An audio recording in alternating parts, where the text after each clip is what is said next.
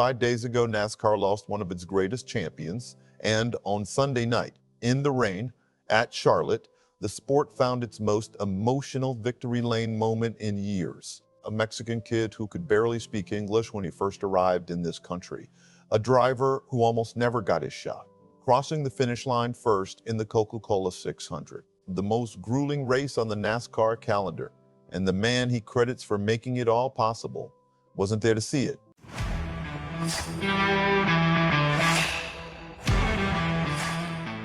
And hey, real quick, if you are a true NASCAR fan like me, go ahead and drop a like and subscribe to the channel. NASCAR Nation news is just getting started. We are pushing for our next subscriber milestone, and it's all about real talk from fans who live this sport every week. All right, let's get into it. Here's the thing. Before a single car turned a lap on Sunday, Charlotte Motor Speedway was already carrying the weight of the entire NASCAR world on its shoulders. Kyle Busch, two-time Cup champion, one of the most prolific winners in the history of this sport, passed away on Thursday. Just 39 years old, the NASCAR community showed up for his family, for Samantha, for Brexton, for little Lennox. And I'm just going to say it straight. The pre-race tribute had me emotional, and I know I wasn't alone. But then 600 miles had to be run, and when they were over, stay with me here. The story that unfolded was almost too perfect to believe.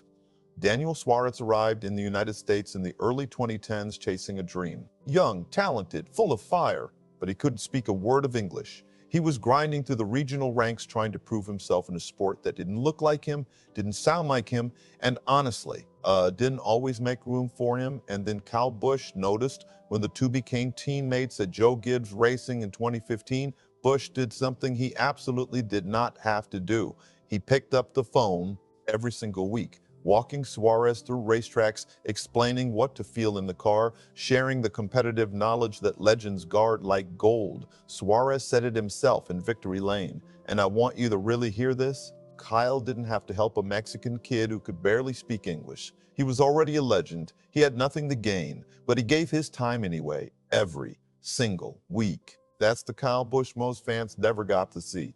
Now here's where the story gets even deeper, and stick with me, because this part is wild.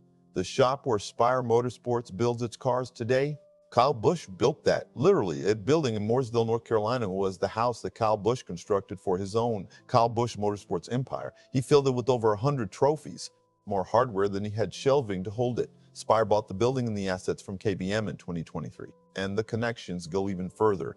Spire co-owner Jeff Dickerson was Busch's spotter and his business manager back in the Hendrick days. Team president Bill Anthony worked alongside him through their agency.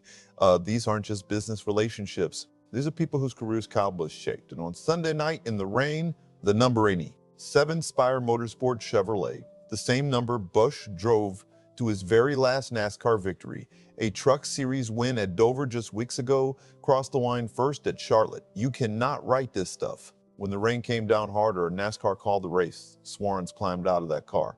And the tears he was trying to hold back, the rain covered them. But everybody saw it. Everybody felt it. Andy G., who started working for Kyle Busch's program back in 2011 and now works at Spire, was standing in Victory Lane.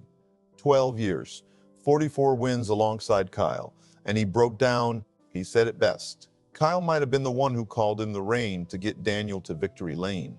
Jeff Dickerson remembered a story from 20 years ago at Charlotte Busch, driving at 200 miles an hour, calling out the exact track bar position and rake angle on Kevin Harvick's car.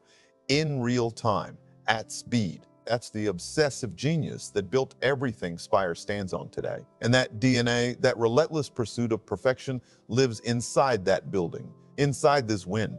Daniel Suárez is now forever a Coca-Cola 600 champion. Spire Motorsports is now a crown jewel winner. And Kyle Busch's legacy, not just as a driver, but as a mentor, a teacher, a family man, is stamped all over this victory. Suárez said his one goal this whole weekend was for people to understand who Kyle really was as a person.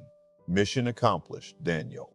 Mission accomplished. Now I want to know what you think. Is Daniel Suárez's Coca-Cola 600 win the most emotionally significant victory in NASCAR's recent history?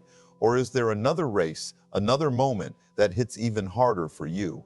Drop it in the comments. I read every single one. If this story hit you the way it hit me, hit that like button, subscribe to NASCAR Nation News, and let's keep building this community for fans who actually live this sport. We'll see you in the next one.